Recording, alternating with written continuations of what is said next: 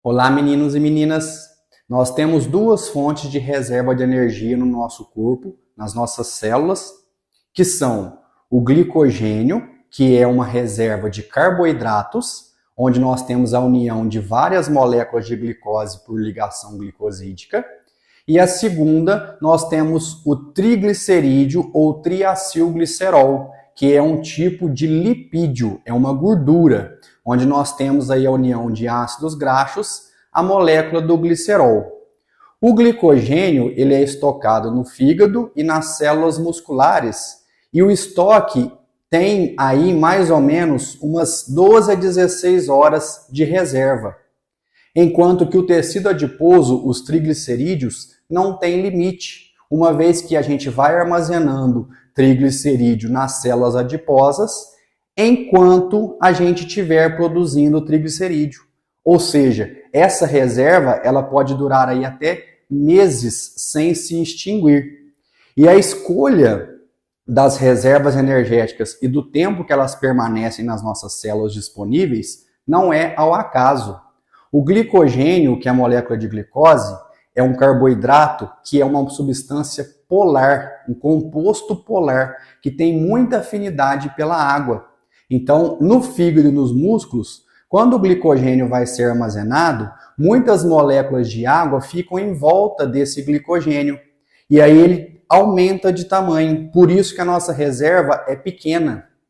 Quando a gente pensa nos triglicerídeos, são lipídios, são gorduras, que são substâncias apolares, não têm afinidade pela água, ou seja, quando a gente armazena triglicerídeo, a água não fica em volta, não fica circundando as moléculas do triglicerídeo.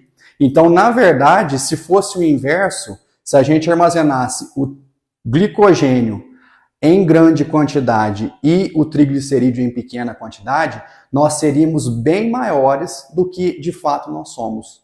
Se vocês querem saber mais a respeito desses assuntos e aprender bioquímica, vem comigo. Eu sou o professor Gustavo e sugiro que vocês assistam essa aula até o final.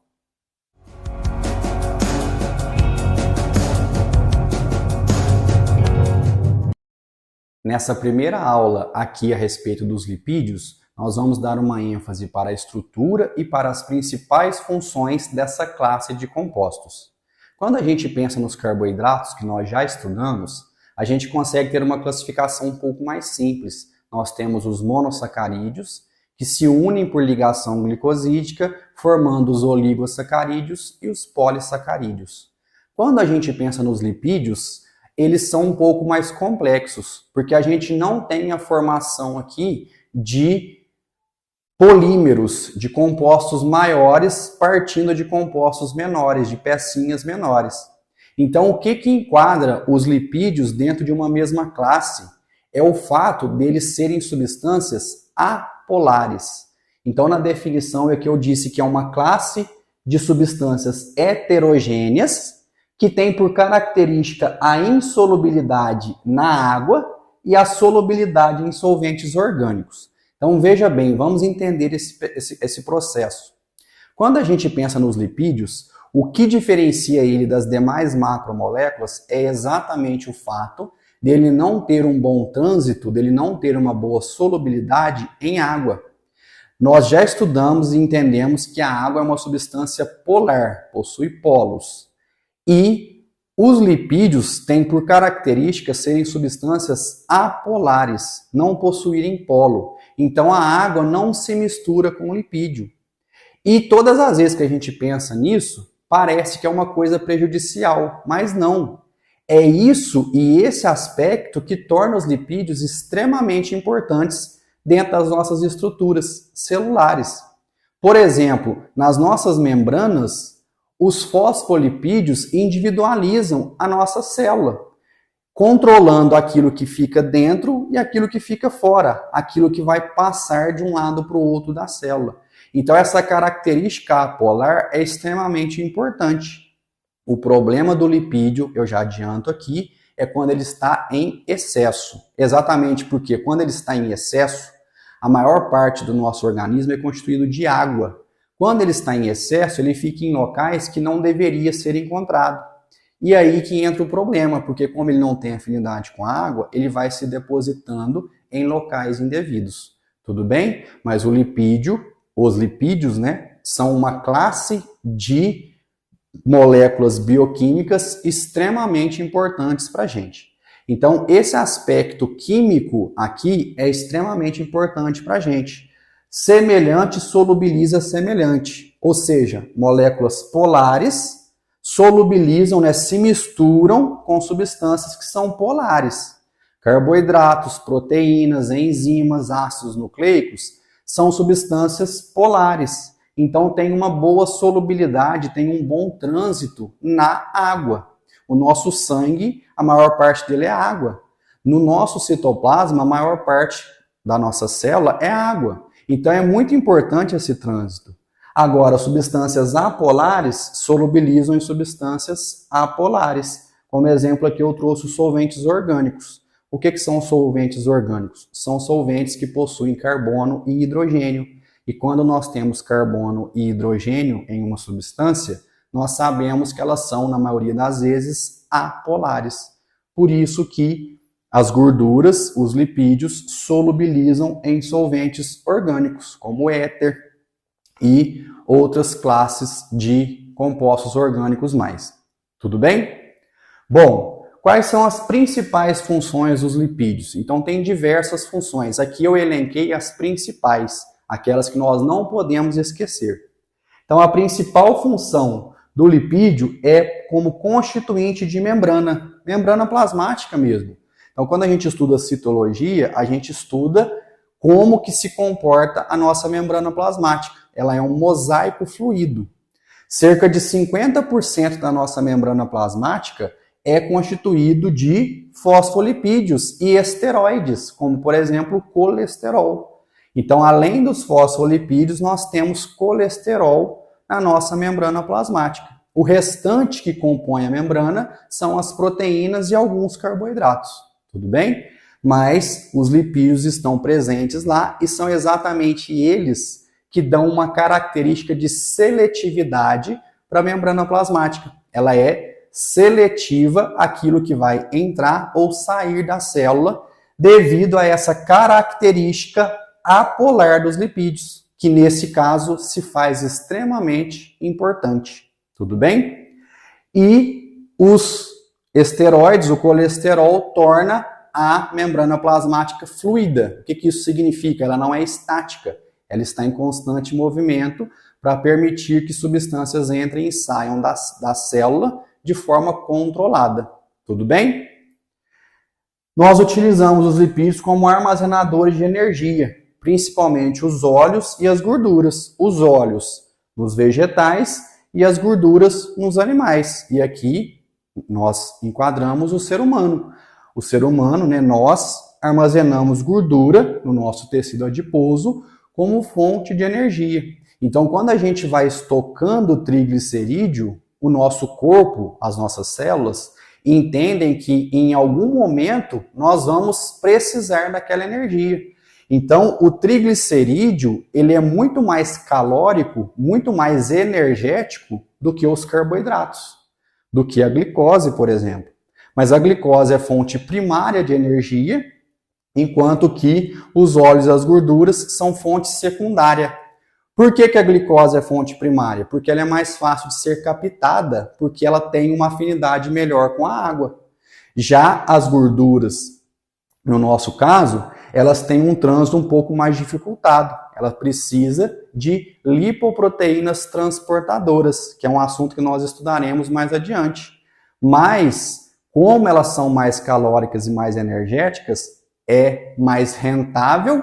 E na introdução dessa aula eu disse que o fato das gorduras não terem afinidade com a água, quando elas vão ser estocadas na célula adiposa, elas não ficam circundadas pelas moléculas de água. Imagina se a gente colocasse água em volta de cada triglicerídeo que a gente armazenasse. As nossas células iam ser muito maiores, consequentemente nós seríamos muito maiores. Então a escolha do tecido adiposo, do triglicerídeo, das gorduras como fonte de reserva de energia de forma ilimitada, ela não é ao acaso, ela foi escolhida no processo de evolução, no processo evolutivo, porque ela consegue ser armazenada num espaço menor dentro da célula. Tudo bem? Elas são âncoras hidrofóbicas. O que é hidrofóbico? É uma substância que não tem afinidade com a água, tem fobia à água. Então, tudo que o nosso corpo precisa individualizar, precisa separar para que não haja contato com a água ou com substâncias polares, os lipídios vão atuar ali como âncoras, vão servir aqui para individualizar substâncias e compartimentos que são extremamente importantes. Tudo bem? São agentes emulsificantes. Aqui eu trouxe como exemplo a bile. Então, a gente produz na vesícula biliar uma substância chamada de bile, que é um tipo de lipídio, um tipo de gordura, que serve como emulsificante. O que significa isso? É como se fosse um detergente. Então, ele vai fazer um trânsito ali para misturar melhor o que é polar daquilo que é apolar. Então, algumas vezes, algumas substâncias polares do nosso corpo precisam se misturar com substâncias apolares. Uma forma disso acontecer é usando emulsificantes, que vai causar aqui, vai criar o que a gente chama de micelas, que individualizam as gorduras ali do lado interno e deixa o lado externo, que tem afinidade com a água, que é polar, para fora, para que possa ter um bom trânsito. Tudo bem? Alguns hormônios, principalmente os hormônios sexuais, são substâncias lipídicas, são sintetizados a partir do colesterol. Então, o colesterol é precursor de hormônios, principalmente os sexuais. Algumas vitaminas, aqui eu destaco a vitamina A, D, E e a vitamina K, são substâncias lipídicas sintetizadas a partir do colesterol. Então, muito contrário do que as pessoas pensam, o famigerado colesterol, ele não é ruim, ele é extremamente importante, ele compõe as nossas membranas, ele faz a síntese de vários compostos que são fundamentais para o nosso organismo. Entretanto, eu destaco que o problema do colesterol é o excesso. Quando ele está em quantidades normais, ele não é problemático, pelo contrário, ele se faz extremamente importante. Tudo bem? Bom, a primeira classe aqui dos lipídios, já que nós temos substâncias heterogêneas e nós temos vários tipos de lipídios para estudar, eu escolhi começar pelos glicerídeos, tá ok? Cuidado para não confundir com glicídios e com glicosídeos, que são assuntos e temas que nós estudamos para os carboidratos. Então, glicídio é um tipo de carboidrato, né? A gente está servindo aos carboidratos. Glicosídeo são os oligosacarídeos e os polissacarídeos. Aqui eu estou destacando os glicerídeos.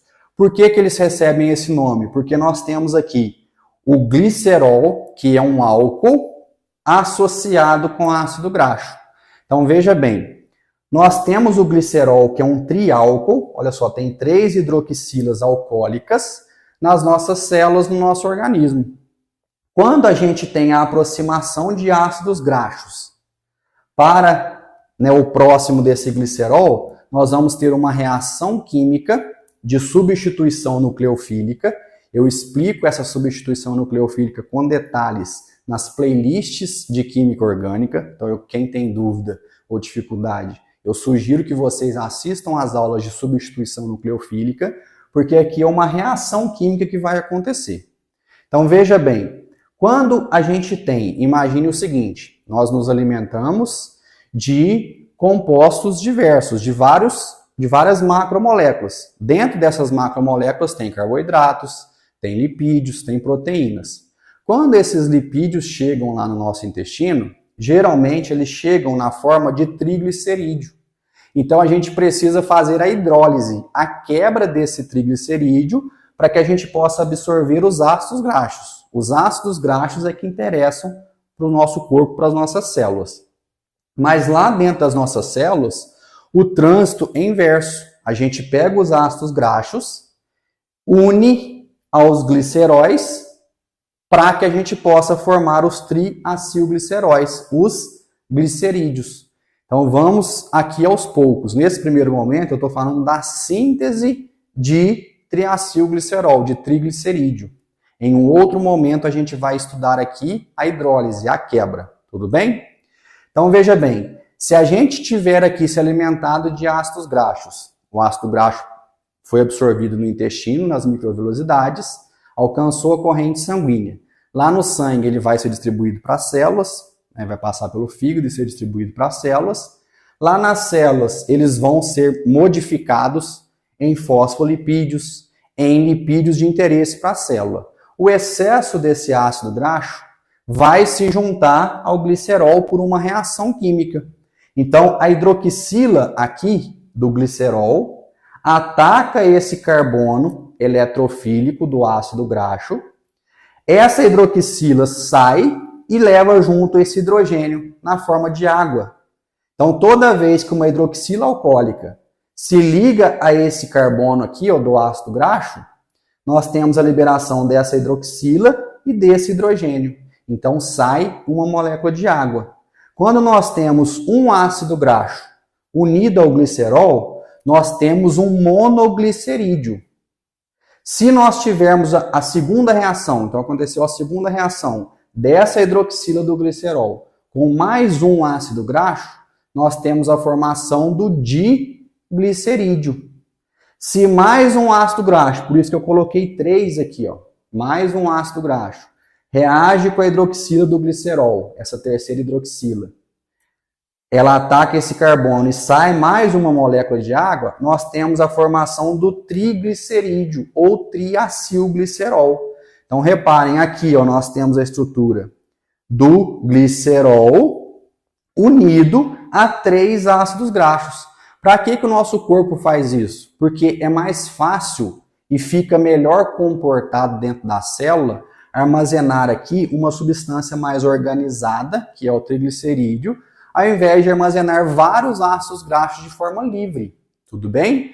Então, isso aqui é a nossa gordura. Isso aqui é o que a gente estoca no nosso tecido adiposo e as principais funções do triglicerídeo são armazenadores de energia. Então, quando a gente está precisando de energia e não tem glicose disponível naquele momento, a célula vai lançar a mão do triglicerídeo. Ela vai fazer uma hidrólise, liberar esses ácidos graxos, e esses ácidos graxos entram num processo conhecido como beta-oxidação e vão gerar energia na forma de ATP também. Esse processo faz parte do metabolismo, a gente estuda isso num assunto mais adiante aqui em bioquímica. Tudo bem? Aqui a gente está tentando entender a estrutura desses compostos. Tudo bem? Então, a formação do triglicerídeo serve principalmente de armazenamento de gordura. Armazenamento também de energia. Mas tem outras funções. Ele serve como isolante térmico, impedindo a perda excessiva de calor, principalmente para animais que hibernam, como o urso polar, por exemplo. Eles servem também como coxins mecânicos, né, para evitar choques mecânicos entre um órgão e outro. No nosso rim, por exemplo, a gente tem uma camada de tecido adiposo que circunda os nossos rins para evitar que os rins se choquem com outros órgãos e tenha lesões. Tudo bem? Então essas são as principais funções dos triglicerídeos. Beleza? Mas vamos entender aqui o que são os ácidos graxos, porque nós temos aqui nos gliceróis a presença de, geralmente, 3 ácidos graxos unidos ao álcool conhecido como glicerol. O que são os ácidos graxos? Ácidos graxos são ácidos orgânicos, ácidos carboxílicos, mas não é qualquer ácido carboxílico. Geralmente são ácidos carboxílicos de cadeia longa. Olha aqui o exemplo que eu trouxe para vocês. O ácido palmítico e o ácido oleico. Isso aqui forma principalmente as nossas gorduras e o ácido oleico é um dos principais ácidos graxos presentes nos óleos vegetais. Tudo bem?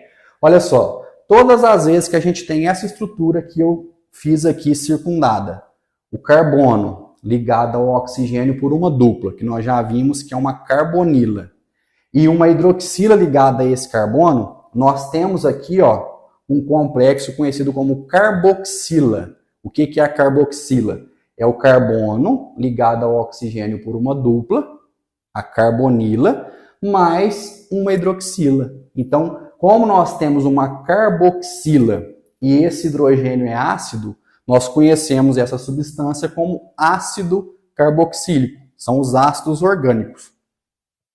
Quando esse ácido carboxílico tem uma cadeia carbônica extensa, geralmente acima de 12 carbonos, nós denominamos eles de ácidos graxos. Por que disso? Porque a graxa é lipídica. Então, os ácidos graxos são lipídios. Veja bem, é importante que a gente entenda as características químicas aqui nesse momento. Quando a gente tem oxigênio ligado a carbono, nós vimos que isso aqui causa uma certa polaridade para a molécula, porque o oxigênio é um átomo eletronegativo, atrai os elétrons do carbono para cima dele, criando polos, um polo negativo no oxigênio, um polo positivo no carbono. Mas reparem que quando a cadeia carbônica, que é apolar, ela é muito extensa, essa polaridade aqui, ela perde seu efeito, de tão apolar que é o restante. Por isso que os ácidos graxos são ácidos carboxílicos de cadeia longa. Mas aqui a gente precisa entender dois aspectos que são muito cobrados. Então veja bem, quando a gente tem ácido graxo, como o ácido palmítico aqui, ó, e nós só temos carbono fazendo 4 ligações simples, a gente fala que esses carbonos são carbonos saturados, porque a gente não consegue introduzir mais nenhuma ligação química ali. Quando a gente tem uma gordura saturada, ela vai ter o ponto de fusão mais alto. Reparem que o ácido palmítico, ele é um ácido graxo linear. Ele é linear, reparem. Ele tem essas ondinhas, né, por conta da angulação das ligações, mas a gente consegue passar um plano linear aqui. Quando a gente tem os óleos, como exemplo aqui o ácido oleico, o que muda do ácido oleico para o ácido palmítico é a presença do que a gente chama de insaturação aqui.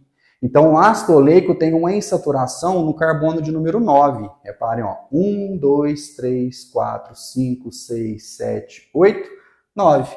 No carbono de número 9 tem uma insaturação. O que significa isso? Esse carbono está insaturado. Se a gente rompe essa ligação dupla, a gente consegue inserir mais hidrogênios ali. Mas, quando a gente tem uma dupla ligação, a angulação entre os carbonos, ela muda. Antes era de 109 graus, para carbonos que só faz ligações simples, que está saturado. Para carbonos insaturados, que fazem dupla ligação, a angulação é de 120 graus. O que isso faz com a molécula dos óleos? Faz com que ela entorte. Então reparem que, e eu fiz de propósito aqui, o ácido oleico, ele não é linear igual ao ácido palmítico. Ele é torto, ele tem uma curva por conta dessa angulação que mudou aqui. E a natureza escolheu utilizar apenas os ácidos graxos do tipo cis. Então aqui o ácido oleico tem uma insaturação do tipo cis. O que significa isso? Nós aprendemos em química orgânica. Como a insaturação está acontecendo entre esse carbono e esse carbono, para a gente saber se ele é cis ou trans, a gente passa uma linha imaginária, né, na direção da dupla ligação dos dois carbonos. E observa os ligantes que estão ligados diretamente aos carbonos da dupla. Reparem que nesse caso aqui, ó, os dois carbonos que têm número atômico maior ficaram para cima e os dois hidrogênios que têm número atômico menor ficaram para baixo.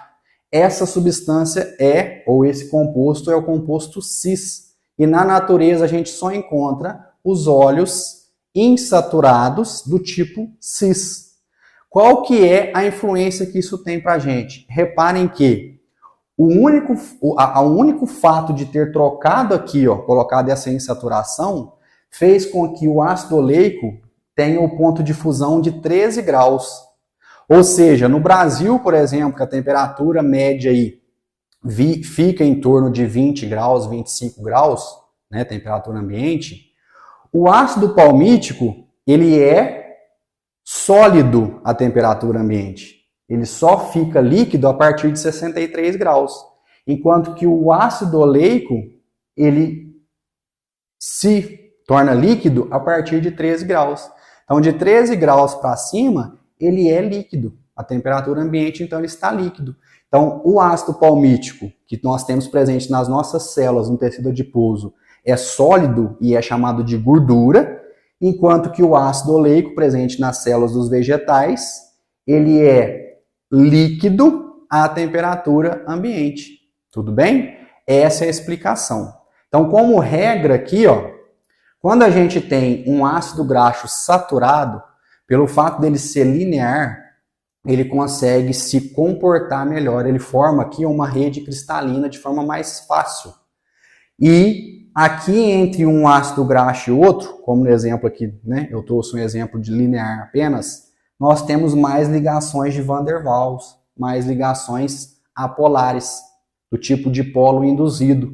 Quando isso acontece, é aquele exemplo que eu trouxe na aula de Química Orgânica. É mais difícil romper essas ligações aqui, ó, essas interações de Van der Waals. Então, isso explica o fato dele ser sólido à temperatura ambiente, enquanto que o ácido oleico, olha só, ele é mais desorganizado. Por quê? As ligações, as interações de Van der Waals não conseguem acontecer da mesma maneira, por conta dessa inclinação que o ácido graxo insaturado faz. Então, esse está mais organizado, esse está mais desorganizado. Tudo bem? E o que isso tem a ver com a aterosclerose? Por que as gorduras saturadas são mais prejudiciais? Olha só, aqui eu tentei desenhar um vaso sanguíneo cortado dessa forma. Então imagina que tem um vaso sanguíneo e eu fiz um corte dessa forma. Então a gente está enxergando lá dentro do vaso sanguíneo. Esse aqui, ó, é um vaso sanguíneo que está limpo. Então, a circulação sanguínea aqui passa numa boa. Quando a gente tem excesso e acúmulo de ácidos graxos saturados, eles formam aqui, ó, placas de ateroma. Reparem que eu fiz aqui em amarelinho, ó, placas de ateroma. Então, a circulação do nosso sangue fica prejudicada. Isso aumenta a pressão para que o sangue possa circular. Isso pode causar AVC, pode causar infarto agudo do miocárdio. E as gorduras saturadas, por serem mais organizadas, por formarem redes cristalinas, elas se acumulam com mais facilidade. Enquanto que os óleos que são insaturados e por ser desorganizados, eles têm mais dificuldade de se acumular. Eles têm mais dificuldade de se organizar e se depositar aqui nas paredes do vaso sanguíneo. Por isso que a gente fala que os óleos são mais saudáveis do que as gorduras. Tudo bem? Essa é uma explicação científica para o que a gente já está acostumado a ouvir aí em vários momentos. Tudo bem? E o que foi feito há um tempo atrás, que hoje em dia não tem sido feito mais? Eles começaram a criar aqui, ó, gorduras do tipo trans. É um aspecto da química orgânica. O que é o trans? É quando a cadeia se inverte aqui, ó. Então, esse carbono aqui, ó, ele viria para baixo e esse hidrogênio viria para cima. O que acontece quando a gente produz óleos insaturados do tipo trans? Eles também ficam linear. Então, eles não têm nada de diferente aqui. A única diferença é que a molécula, ao invés de ficar retorcida aqui, ó, ela fica linear também. Então, os óleos trans também se acumulam com mais facilidade. Então, eles são tão prejudiciais quanto as gorduras, quanto os ácidos graxos ditos saturados. Tudo bem? Por um aspecto físico-químico, certo?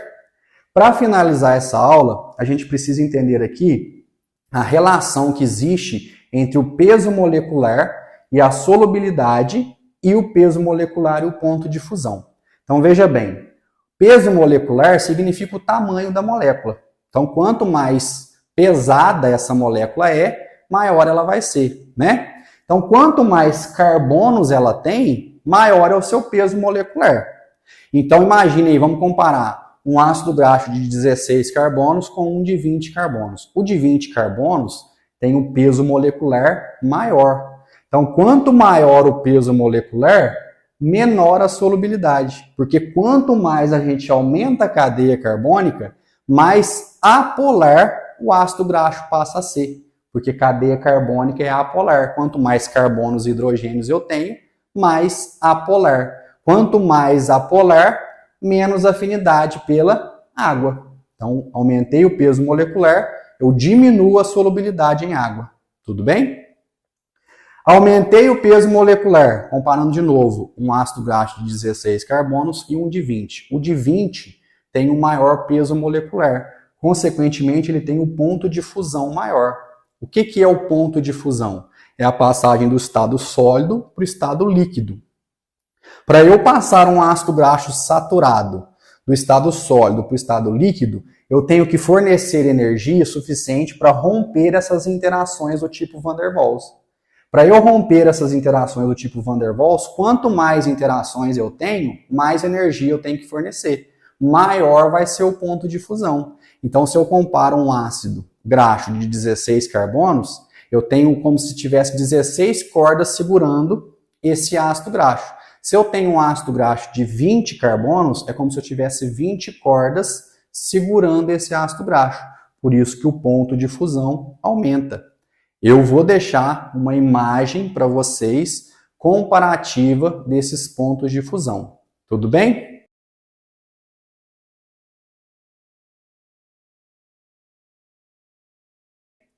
E nós temos a exceção das insaturações. Quando a gente tem insaturação presente, e tem óleos que tem mais do que uma insaturação presente, nós vamos aqui inverter, porque como as insaturações são sempre do tipo cis na natureza, eles vão ficar cada vez mais desorganizados. Se eles estão desorganizados, significa que eles têm menos interações. Se eles têm menos interações, quando eles tiverem presença de insaturação, eles vão ser melhor solubilizados na água e vão apresentar um ponto de fusão mais baixo. Isso explica por que os óleos de origem vegetal, na maior parte das vezes, são líquidos e por que as gorduras, na maioria das vezes de origem animal, são sólidas à temperatura ambiente. Esse assunto ele é um pouquinho complexo, mas é bastante cobrado e eu espero que tenha ajudado vocês a entender esse assunto, que faça sentido. Se vocês tiverem disciplina e foco, contem sempre comigo para ajudar vocês nesses assuntos complexos. Deixem recados, mensagens e sugestões que serão sempre bem-vindas.